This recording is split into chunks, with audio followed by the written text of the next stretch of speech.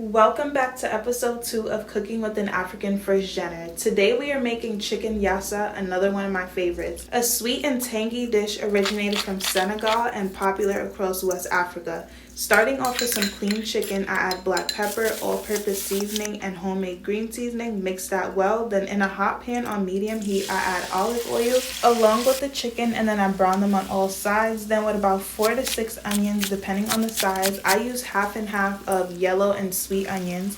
Slice them up, and then into the same meat bowl I add Dijon Mustard, fresh thyme, vinegar, or you can use fresh lemon or lime juice, and then I add in some garlic powder and a Maggi cube. Then I mix the onions well, making sure to separate them. Then once my chicken is brown, I set them aside, and then into the same pan I add my onions, sauteing them on medium heat for about 10 minutes. Although this dish turned out great, if I could give one constructive criticism, next time I would caramelize my onions a bit longer before combining everything. Then I'm going to add in my carrots with the cooked meat, plus all the juices, and then I'm going to give that all a good mix.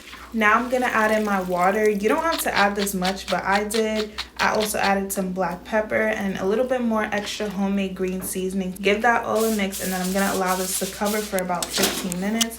And in that time, I'm also making me some fresh rice because you can't go wrong with that. After my taste test, I added in an extra Maggi cube and a generous amount of pitted green olives, some freshly chopped parsley.